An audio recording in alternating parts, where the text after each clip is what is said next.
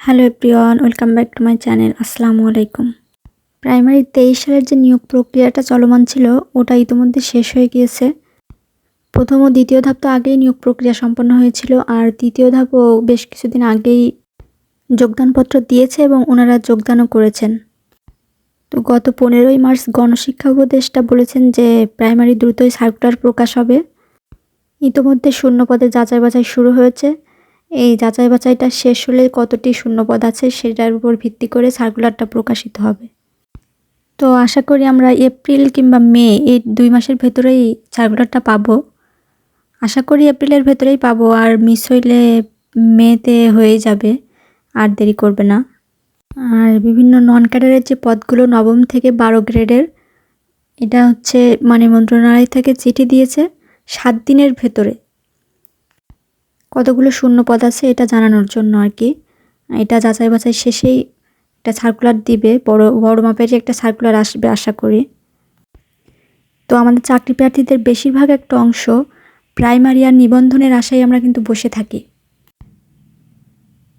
তো নিবন্ধন সার্কুলারও দিবে মনে হয় আগামী মাস, না হলে এপ্রিল মের ভিতরে নিবন্ধন সার্কুলারটাও দিয়ে দিবে। এই দুটো সার্কুলারই দিবে আশা করা যায়।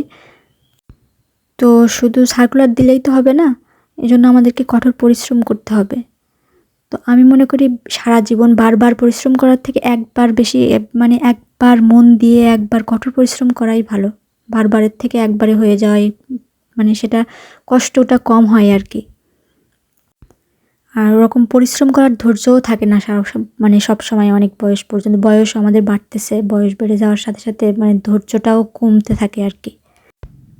তো এই জন্য 6টা মাস যদি সব কিছু ত্যাগ করে আদার্স যতটুকু প্রয়োজন সেটুকু বাদে সব কিছু, বন্ধু বান্ধব, চ্যাটিং ডেটিং, ফেসবুক, ইনস্টাগ্রাম সব কিছু ত্যাগ করে যদি 6টা মাস নিজেকে বন্দি করে রাখা যায় পড়াশোনার ক্ষেত্রে, পড়াশোনার ভেতরে, তাহলে একটা ভালো আউটপুট আশা করা যায় আর কি। তাই বলে যে একেবারেই ফেসবুক চালানো যাবে না আমি সেটা বলতেছি না। ফেসবুক, ইউটিউব আপনি সীমিত পরিসরে ইউজ করেন। আর যতটুকু ইউজ করবেন আপনার উপকার হয় পড়াশোনার ক্ষেত্রে। যে বিভিন্ন পেজ আছে, বিভিন্ন ইউটিউবের চ্যানেল আছে, পড়াশোনার উপকার হয় যেসবগুলো দেখলে ওগুলো দেখতে পারেন মাঝে মাঝে। সবসময় তো আর পড়তে ভালো লাগে না, মাঝে মাঝে বিরক্ত লাগে, তখন আপনি ফেসবুকে দেখবেন বিভিন্ন পেজে ছোট ছোট শর্টকাট নিয়ম থাকে, ওগুলো আপনি দেখতে পারেন।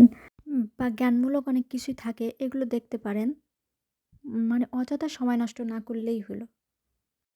এই 6টা মাস শুধুমাত্র পড়াশোনা করবেন আর আল্লাহর ইবাদত করবেন, এই দুটোই আপনার কাজ।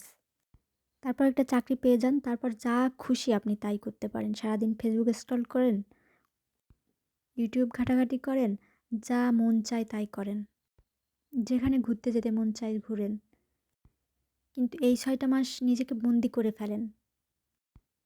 লং টাইম পড়ার পর আবার বিভিন্ন সময় মোটিভেশন হারিয়ে যেতে পারে, তখন আপনারা আবার একটু নিজেকে সার্চ করার জন্য একটু মোটিভেশনাল ভিডিওগুলো দেখে নিতে পারেন।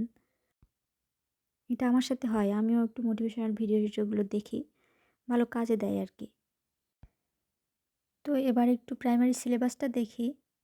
প্রাইমারিতে আগে মূলত 80 মার্কের পরীক্ষা হতো, 1 ঘন্টার টাইম আর কি। তো এখন সেটা থেকে কমিয়ে 75 মার্কের রিটেন পরীক্ষা এবং 25 মার্কের ভাইবা করা হয়েছে, এবং সময় ওই 1 ঘন্টাই আছে। তো 75 মার্কের ভেতরে বাংলা থেকে 20 মার্কের প্রশ্ন হয়, ইংরেজি থেকে 20 মার্কের, আর গণিত 18 বা 20 এরকম থাকে। আর সাধারণ জ্ঞান থেকে 15 থেকে 18 মার্কের প্রশ্ন হয়। এখানে আবার সাধারণ জ্ঞানের ভেতরে 4-5টা সাবজেক্ট অন্তর্ভুক্ত থাকে, যেমন বাংলাদেশ, আন্তর্জাতিক, ভূগোল, আইসিটি এবং বিজ্ঞান। এই 5টা মিলিয়ে আপনি 15 থেকে 18 মার্কের প্রশ্ন পাবেন। তবে এটা আসলে সবসময় নির্দিষ্ট মার্ক নাও থাকতে পারে, বাংলা যে 20 না থেকে 18-19 থাকলো, আবার গণিতেও 18-20 না থেকে 1-2 কম বেশি হতে পারে আর কি। এই সিলেবাসটা অনুসরণ করা হয়, এর থেকে 2-1 মার্ক কম বেশি হতে পারে, এটা কোনো ব্যাপার না। তো বাংলা থেকে আবার বাংলা ব্যাকরণ আবার সাহিত্য 2টা ভাগ আছে। ব্যাকরণ থেকে প্রশ্ন বেশি হয়, এখানে ব্যাকরণে আপনার 15 থেকে 16 মার্ক পাবেন, আর সাহিত্য 4-5 মার্ক পাবেন আর কি। তবে আবার কম বেশি এটা আসলে সবসময় নির্দিষ্ট নিয়ম মানে না আর কি। সাহিত্য থেকে আবার অনেক সময় দেখা যায় একটু বেশি প্রশ্ন চলে আসে, আবার দেখা যায় কখনো একটা প্রশ্ন আসে, কখনো আসেই না। তবে আসে না এরকমটা হয় না, আসে, একটা দুইটা হইলেও আসে আর কি।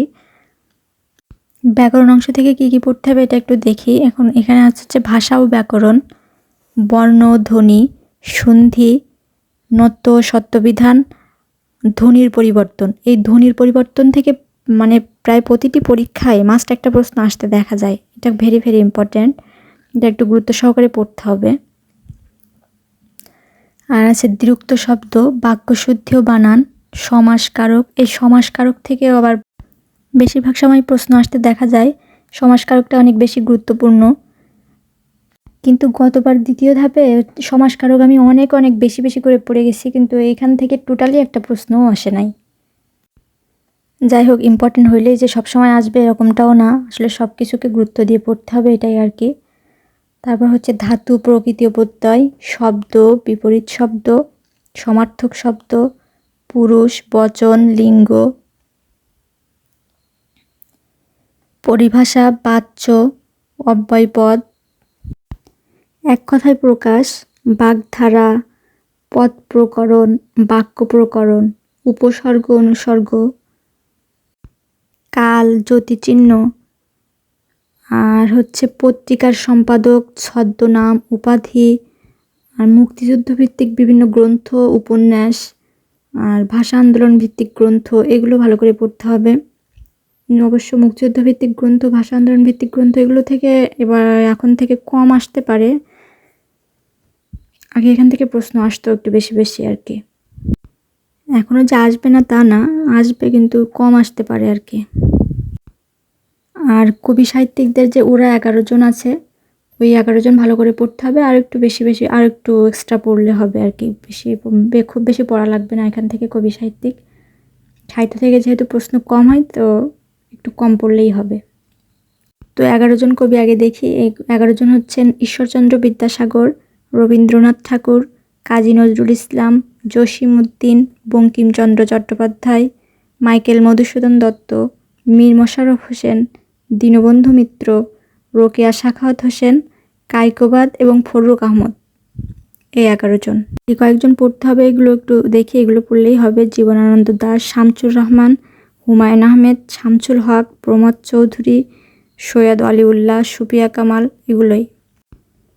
গতবারের দ্বিতীয় ধাপে সুফিয়া কামাল থেকে একটি প্রশ্ন হয়েছিল, হচ্ছে উদাত্ত পৃথিবী কার লেখা, সুফিয়া কামালের। এবার আসি ইংলিশ। ইংলিশে হচ্ছে 3টা পার্ট মূলত, গ্রামার আইটেম, আর ভোকাবুলারি, আর লিটারেচার।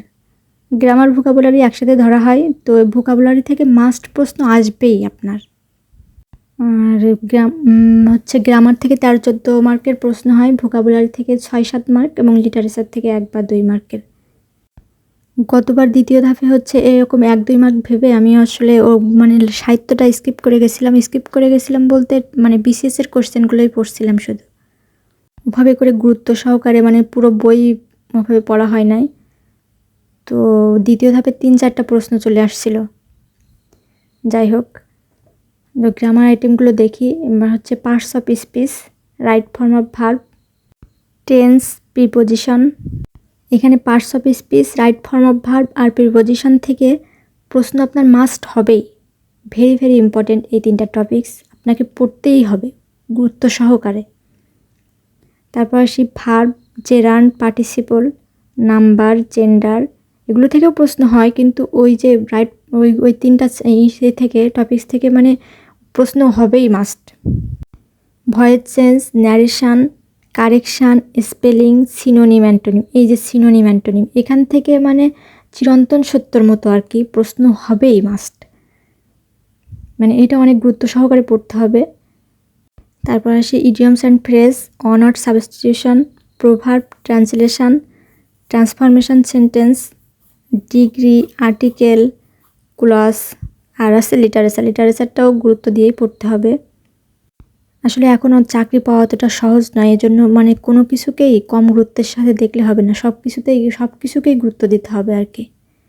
যে এটা কম গুরুত্বপূর্ণ, এটা বেশি গুরুত্বপূর্ণ আছে, কিছু কিছু বিষয় আছে কম গুরুত্বপূর্ণ, কিছু বিষয় আছে বেশি গুরুত্বপূর্ণ, তারপরে কোনো কিছু স্কিপ করা যাবে না আর কি ভালো করতে হলে এখন। এবার আসি গণিত পাঠ। গণিত পাঠে হচ্ছে 18 থেকে 20 মার্কের প্রশ্ন হয়। এখানে পাটিগণিত, বীজগণিত এবং জ্যামিতি। তো গণিতে ভালো করতে হলে আসলে মানে শর্টকাট কিছু ট্রিক্স শেখা দরকার। অনেকে বলে যে শর্টকাট ট্রিক্স শেখা উচিত নয়, পরীক্ষার হলে মনে থাকে না, কিন্তু মূল নিয়মটাও শিখতে হবে। আর সাথে শর্টকাট কিছু ট্রিক্স যদি শেখা থাকে তাহলে মানে সময়টা আসলে বাঁচে আর কি। যেহেতু আমাদের সময় কম, মানে 60 মিনিটের ভেতরে 75 মার্কের অ্যান্সার করতে হবে। তো মানে যেহেতু সময় কম, সেহেতু গণিতে আমাদের যত সময় কম নেওয়া যায় আর কি, এই চেষ্টাটা করতে হবে। আমার কাছে এটাই মনে হয়। তো গণিতে কিছু শর্টকাট ট্রিক্স মানে শেখা দরকার, শিখে রাখা ভালো আর কি। তো আমি টপিকসগুলো একটু দেখি।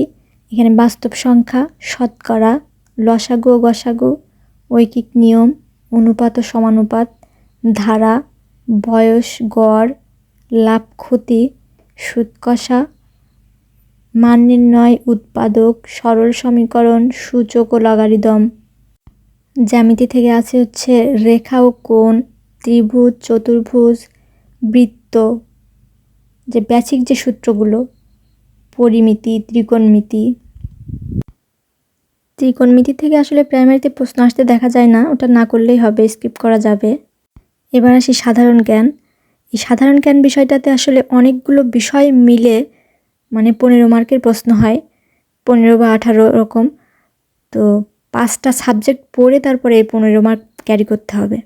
এইখানে মার্ক তুলতে হলে একটু বেশি কষ্ট করতে হবে, কারণ অনেকগুলো সাবজেক্ট মিলেই সাধারণ জ্ঞান পাঠটা। এখানে বাংলাদেশ থেকে 7-8 মার্কের প্রশ্ন হয়, বাংলাদেশ থেকে একটু বেশি প্রশ্ন হয়, আন্তর্জাতিক থেকে 3-4 মার্ক, বিজ্ঞান থেকে 2-3 মার্কের প্রশ্ন হয়, কম্পিউটার থেকে 2-3 মার্ক, আর ভূগোল থেকে 2-3 মার্কের প্রশ্ন হয়। মানে সব মিলায়ে 15 থেকে 18 মার্কের। তো বাংলাদেশ বিষয়াবলী থেকে কোন কোন টপিকস থেকে প্রশ্ন আসে একটু দেখি। এখানে হচ্ছে ভৌগোলিক অবস্থান, আয়তন, সীমানা, জনসংখ্যা, উপজাতি, ঐতিহ্য, স্থাপনা, নিদর্শন, প্রাচীন বাংলার ইতিহাস, ইংরেজ, ব্রিটিশ শাসন, ভাষা আন্দোলন, মুক্তিযুদ্ধ, সংবিধান, খেলাধুলা, বিভিন্ন অর্জন, পুরস্কার, জনপদ, নদ নদী, প্রাকৃতিক সম্পদ, অর্থনীতি, বিখ্যাত স্থান, জাতীয় দিবস, এগুলো থেকে প্রশ্ন হয়। এবার আসে আন্তর্জাতিক বিষয়াবলী।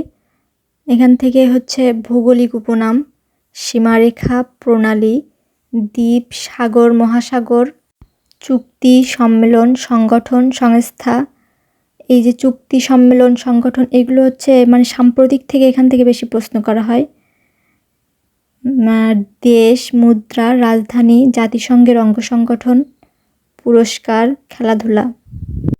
বাংলাদেশ আন্তর্জাতিক থেকে মূলত 2-1টা সাম্প্রতিক চলে আসতে পারে, সাম্প্রতিক কমই দেয় আর কি। নিয়মিত পেপারটা পড়লে ওটা কাভার হয়ে যাবে। আর হচ্ছে বিজ্ঞান, কম্পিউটার, ভূগোল, এটা হচ্ছে মানে এখান থেকে যেহেতু প্রশ্ন কম হয়, বিগত প্রশ্ন পড়লেই হবে, জব সলিউশন পড়লেই মোটামুটি ইনাফ। আর হচ্ছে প্রাইমারির বিগত যত প্রশ্ন আছে এগুলো সব মানে ঠোঁটস্থ করে রাখতে হবে। নিবন্ধনের প্রশ্ন, বিসিএসের প্রশ্ন, আর জব সলিউশন বিগত 4 থেকে 5 বছরের প্রশ্ন, এগুলো খুব ভালো করে পড়তে হবে। বিশেষ করে প্রাইমারির প্রশ্ন আর বিসিএসের প্রশ্ন, এই দুইটা একেবারে ঠোঁটস্থ করে রাখতে হবে, খুব গুরুত্ব সহকারে পড়তে হবে, যাতে করে এখান থেকে একটা প্রশ্ন হলে সেই একটাই পারি। আর এখান থেকে বেশ কিছু প্রশ্ন একেবারে সরাসরি চলে আসে, এজন্য খুব গুরুত্ব সহকারে পড়তে হবে এগুলো। তো আজকে এ পর্যন্তই। সবাই ভালো থাকবেন, সুস্থ থাকবেন। আসসালামু আলাইকুম।